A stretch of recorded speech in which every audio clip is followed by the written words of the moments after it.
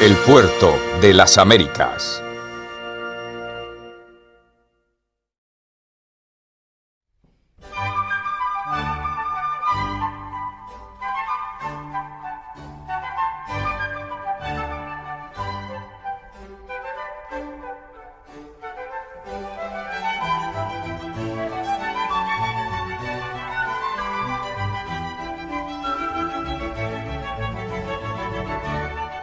Buenas tardes, soy Asís Moreno Landal, marqués de Mortara, propietario del Palacio del Virrey La Serna en el centro histórico de Jerez de la Frontera, un palacio muy bonito que he recibido por familia y que recibe el nombre del que fue el último virrey que tuvo España en América.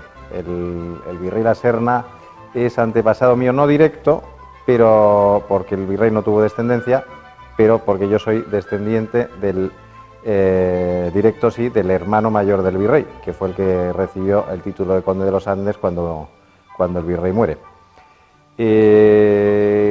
Nos situaremos un poco en el contexto familiar del virrey. El virrey nace en esta casa en 1770. Su familia es una familia de hijosdalgos de aquí de Jerez de la Frontera, que llegó a Jerez ya desde el principio de la conquista de Jerez por los cristianos. En 1268 se hace el repartimiento aquí en Jerez entre los caballeros cristianos que se han encargado de mantener la ciudad cristiana después de haberla conquistado a los árabes. Alfonso X el Sabio conquista Jerez a los árabes en 1264, deja aquí unas huestes y unos caballeros, y esos caballeros que se reparten unas tierras, pues legalizan este tipo de situación en 1268 con lo que se llama el libro del repartimiento, que hoy en día ese libro está en el Ayuntamiento de Jerez, y en el que establece qué familias son las principales de aquí de Jerez. Pues una de ellas, los Trujillo, es antepasada mía y antepasada del virrey. El caballero vasco Martínez Trujillo recibe este mismo palacio cuando conquista Jerez, y este palacio recibe a partir de entonces muchas remodelaciones, y la última de ellas pues es precisamente en época del virrey o del padre del virrey. En el siglo XVIII se transforman prácticamente todos los palacios en Europa, y una de las se transforman porque siguen los modelos de los palacios franceses. Hasta entonces digamos que la nobleza era más o menos itinerante, cambiaba de sitio o no recibía tanto. A partir del XVIII los palacios se vuelven más también como la corte. Se trata de recibir a la gente en los palacios se engrandecen, se hacen grandes salones de recepción para dar grandes acontecimientos y reciben, por lo tanto, otro tipo de arquitectura. Esa es la última gran remodelación que recibe este palacio en el XVIII, y la familia, que empezó siendo Trujillo cuando llegan aquí en el siglo XIII, cambia de apellido varias veces a lo largo de la historia. De los Trujillo hay una Trujillo que hereda el palacio y hereda las tierras siendo hija única, y casa con un Martínez de Hinojosa. Durante un tiempo los Martínez de Hinojosa son los que llevan el nombre de la familia. Luego Nicolasa Martínez de Hinojosa, pues Nicolasa es un nombre muy de familia a pesar de ser espantoso. Nicolasa Martínez de Hinojosa casa con Álvaro de la Serna, y de ahí pasa el apellido a ser La Serna, que es el apellido que tiene el virrey. Doña Nicolasa de la Serna, también otra Nicolasa, que es mi retatarabuela, también es hija única, casa con Fernando Moreno, y por lo tanto a partir de entonces el apellido que llevamos en la familia es el apellido Moreno, que es el que tengo yo. Bueno, pues por lo tanto he dibujado un poco qué tipo de familia es a la que pertenece el virrey. El virrey no es el hijo mayor. Don José de la Serna es, si mal no recuerdo, el cuarto hijo de la familia. Don Álvaro de la Serna, su padre, ya había sido, aparte de militar, también terrateniente, y su madre era terrateniente por matrimonio con su madre, con Nicolasa Martínez Hinojosa. Y don José de la Serna y Martínez Hinojosa, pues su hermano mayor hereda el mayorazgo, es decir, el palacio y las tierras, y los otros hermanos, pues lo común de entonces, o se hacen militares o se van a la corte o se hacen clérigos. Bueno, en el caso del virrey, don José de la Serna y Martínez Hinojosa, entra en el ejército con 12 años, como se entraba entonces de cadete, y en sus primeros años como militar pues destaca, es un militar que destaca por su braveza, por su entereza y por su disciplina, y participa, como sucedía entonces en la historia, pues al principio de su vida lucha al lado de los franceses contra los ingleses y luego lucha al lado de los ingleses contra los franceses. Sobre todo al lado de los ingleses contra los franceses durante la Guerra de Independencia Española. La Guerra de Independencia Española le coge a él siendo militar artillero y participa como tal en los dos sitios de Zaragoza. Los sitios de Zaragoza han sido recogidos multitud de veces tanto en la historia como en la literatura como una de las grandes gestas militares de los españoles, primero por la victoria contra los franceses, el primer sitio, y luego por la derrota en el segundo, en el que defendieron bravamente. Tenemos el caso de Agustina de Aragón, que es una de las figuras heroicas españolas que defendió ella a cañonazos al enemigo, porque habían muerto prácticamente todos los soldados que llevaban esos cañones, y ella, como mujer de artillero, pues estuvo defendiendo un cañón. Pues bueno, pues en ese sitio de Zaragoza estuvo como artillero precisamente don José de la Serna y fue hecho prisionero. Él es hecho prisionero, llevado a Francia, encerrado en una torre en Nancy, de la que consigue escapar. Hay que tener en cuenta que en ese momento toda Europa estaba dominada por los franceses, era el ejército napoleónico que dominaba prácticamente casi toda Europa y España. Y al escapar de Nancy, pues claro, él tiene que recorrer la Europa no napoleónica para volver a España, con lo cual hace casi 3.000 kilómetros a pie para volver a España en pleno invierno. Es una gesta de estas impresionantes. Consigue llegar hasta Mahón y desde Mahón consigue embarcar y llegar hasta Cádiz y volver a reintegrarse al ejército español. Bueno, pues esta heroicidad y esta lucha de él en la Guerra de Independencia le vale llevar a subir mucho en la carrera militar, y de tal manera que cuando termina la Guerra de Independencia y bueno, pues empiezan las guerras de emancipación, la Guerra de Emancipación Americana, el virrey ya es general, ya es un general, y es destinado a Perú como general del Estado Mayor del Ejército del Perú. Él llega allí en un momento en que la emancipación acaba de empezar. En 1816 prácticamente es independiente de nada más que Buenos Aires. Y él llega ahí en un momento en que en el Perú hay un virrey, que es el virrey Pezuela, que es un desastre.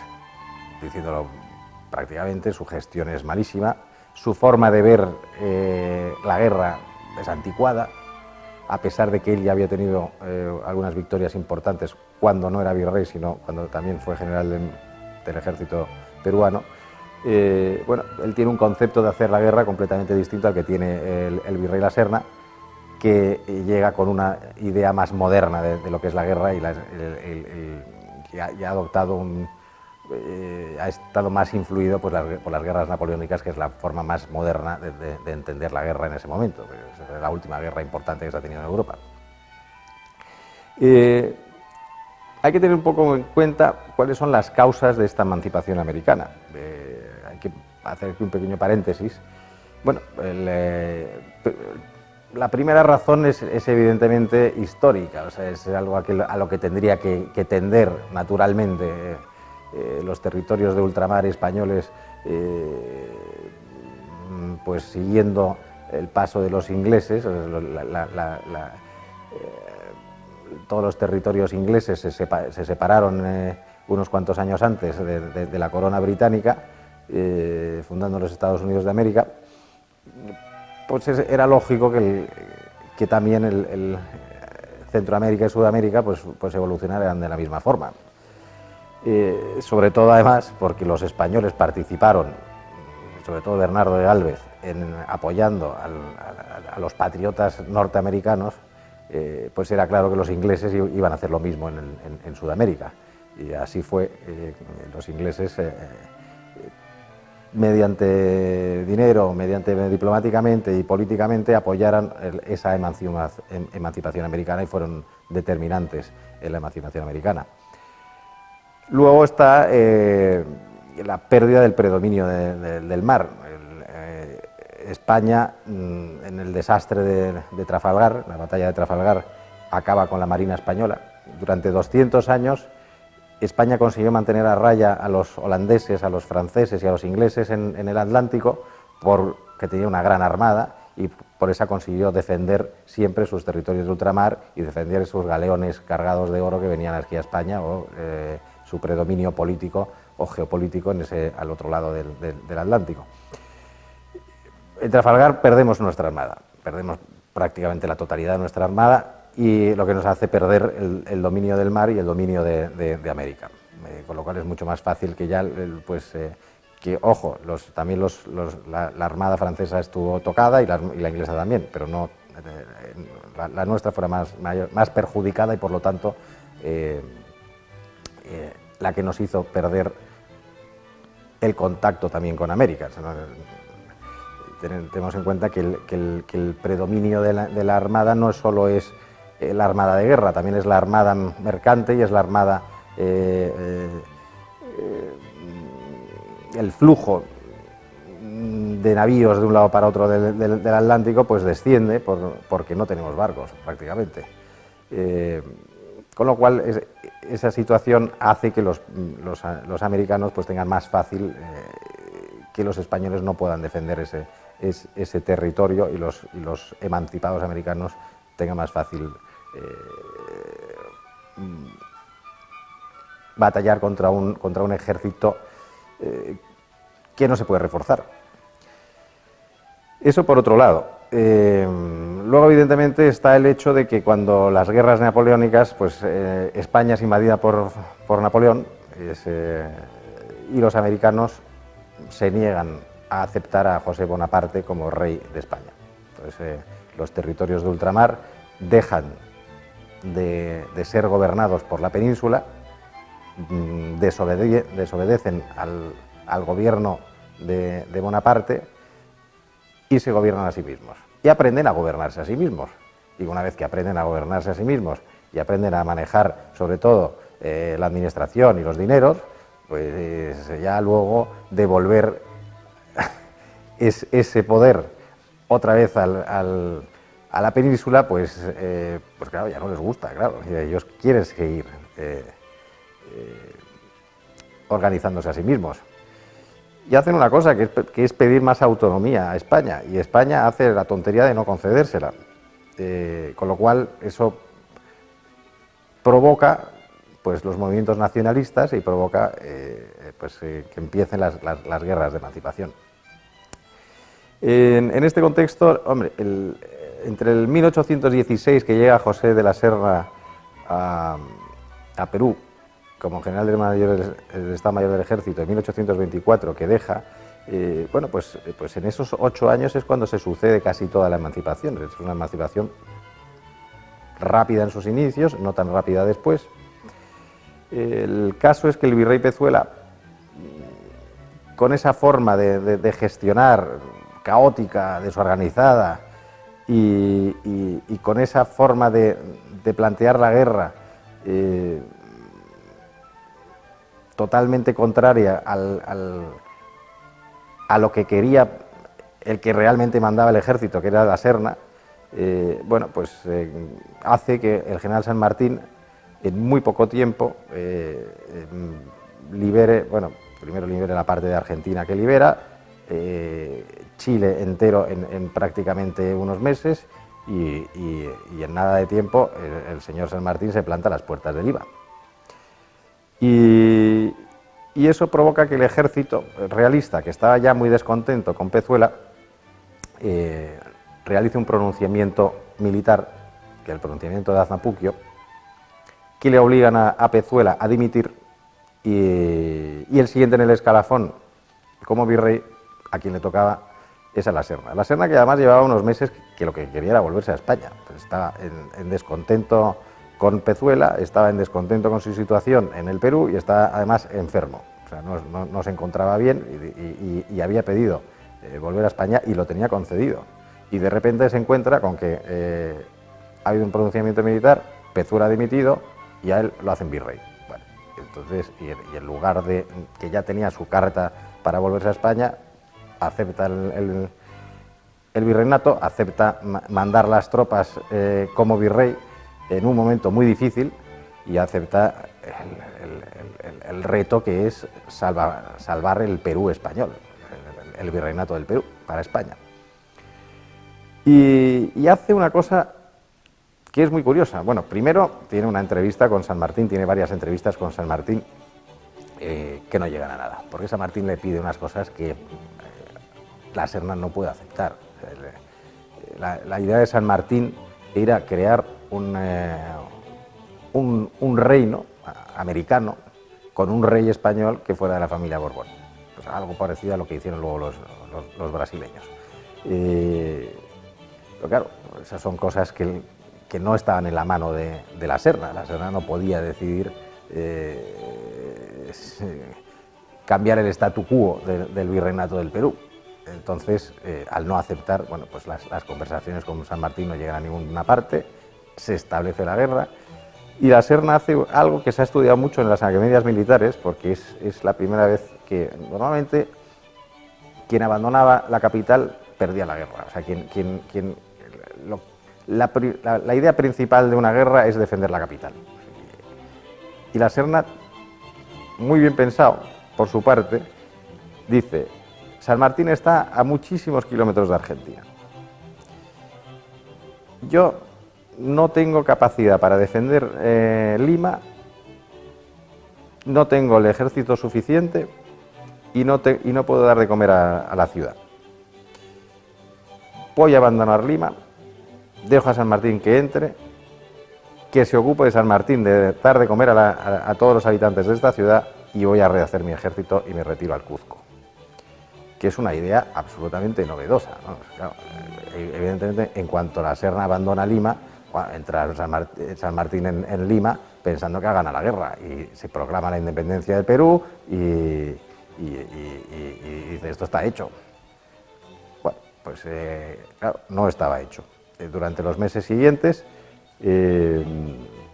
la Serna consigue rehacer su ejército en el Cuzco, consigue rearmarlo, consigue preparar un ejército potente, mientras que San Martín sufre, como había bien vaticinado la Serna, la precariedad en Lima, porque no es capaz de habituallarse, no es capaz de mantener a la población, tiene enormes problemas con los limeños que se le sublevan y al final llega un momento dado en que San Martín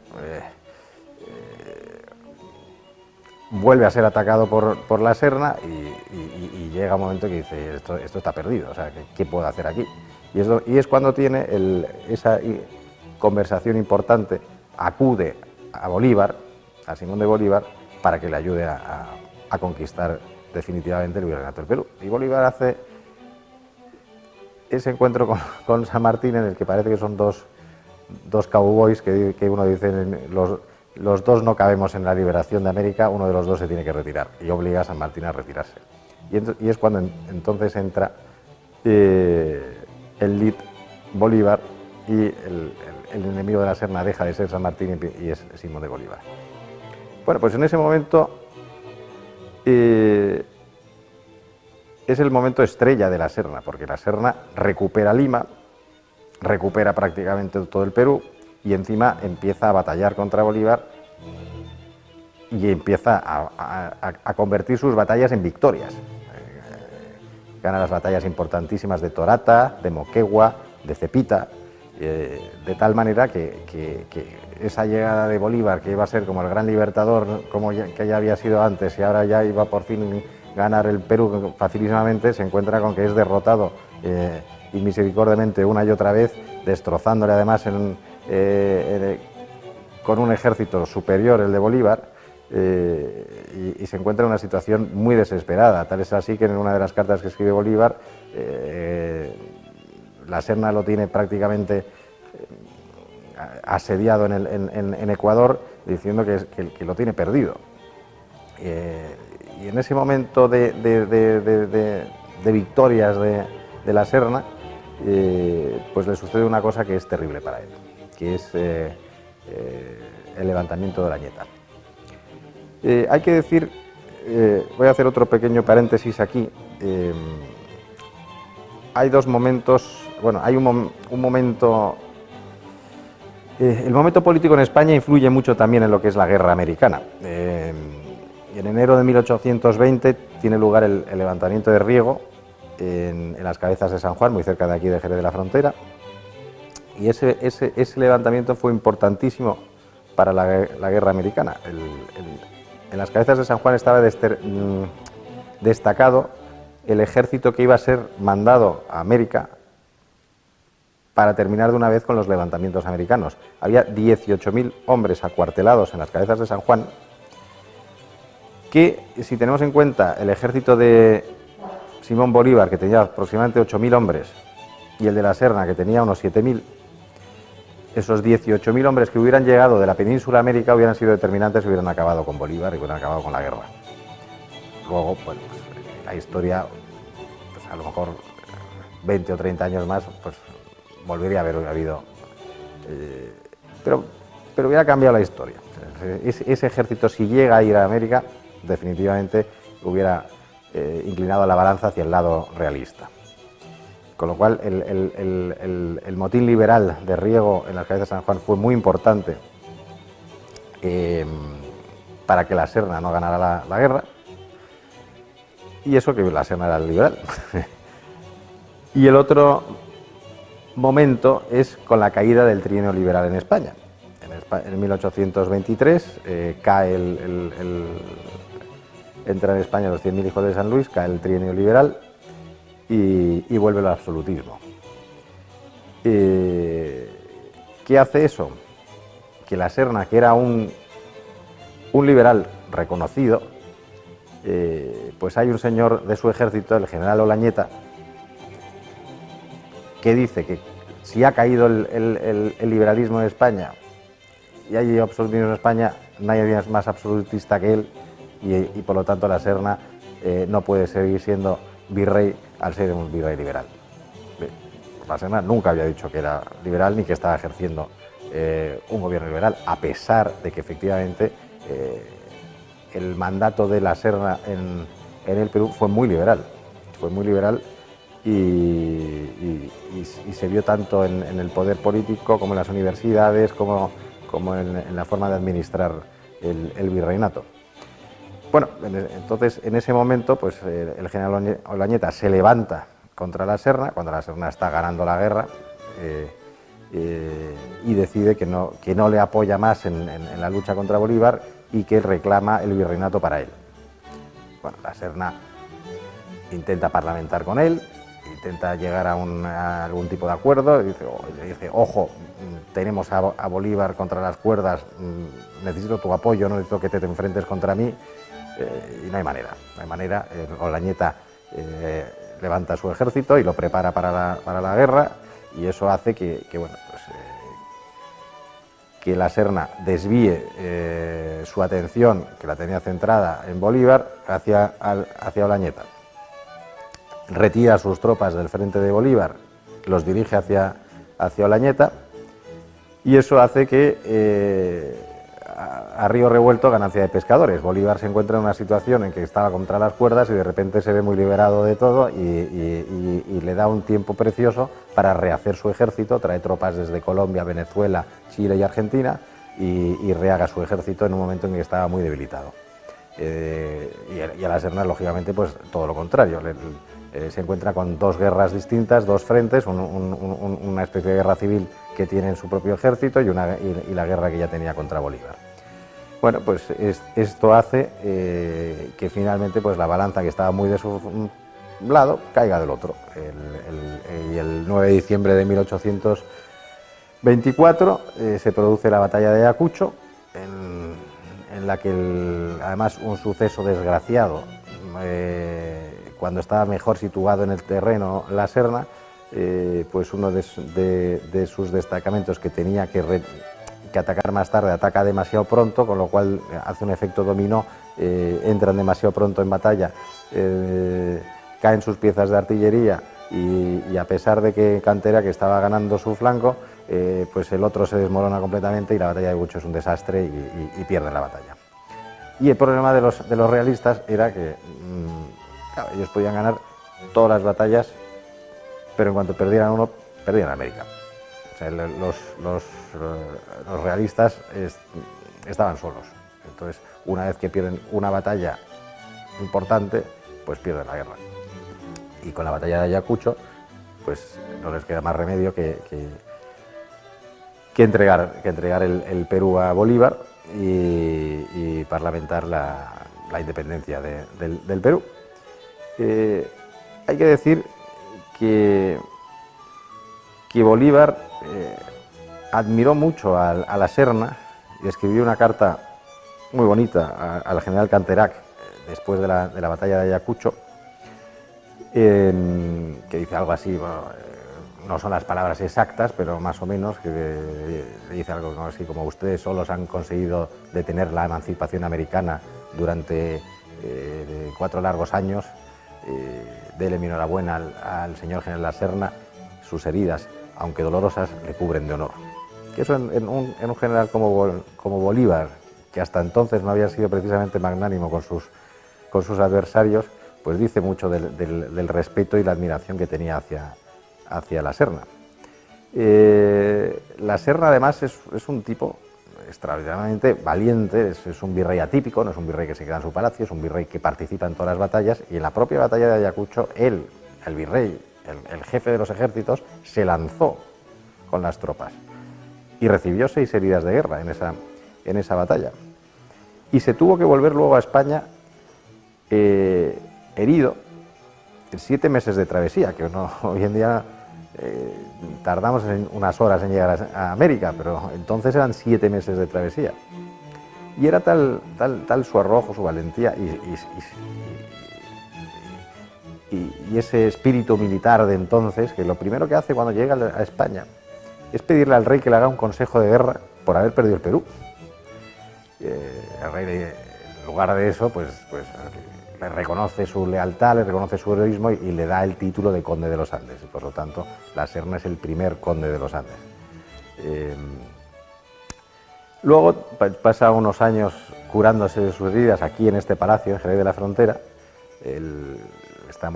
Llega en muy mal estado de salud, ya tenía mal la salud en América, y cuando llega aquí, después de encima herido, pues pasa una época muy mala. Luego de repente tiene una mejoría, le nombran capitán general de Granada, y justamente allí cuando está de capitán general de Granada son los sucesos aquellos famosos de Mariana Pineda y los liberales y todo eso. Pero enseguida recae de sus dolores, de sus heridas, se vuelve a retirar a Jerez y en 1832, en un viaje que hace a Cádiz a ver a una sobrina, pues muere en Cádiz y es enterrado en Cádiz con todos los honores de virrey. Es una figura extraordinaria, don José de la Serna y Martínez de Hinojosa, es uno de los grandes héroes olvidados de la historia de España, y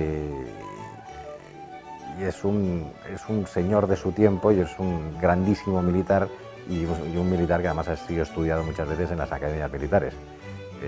Yo quiero desde aquí, desde su lugar de nacimiento, desde su casa de nacimiento, pues reivindicar un poco la figura de un señor que quiso mucho a América, que quiso mucho al Perú cuando estuvo ahí, que procuró el bien de sus conciudadanos, y que además fue siempre muy leal y muy patriota con España y con la corona española.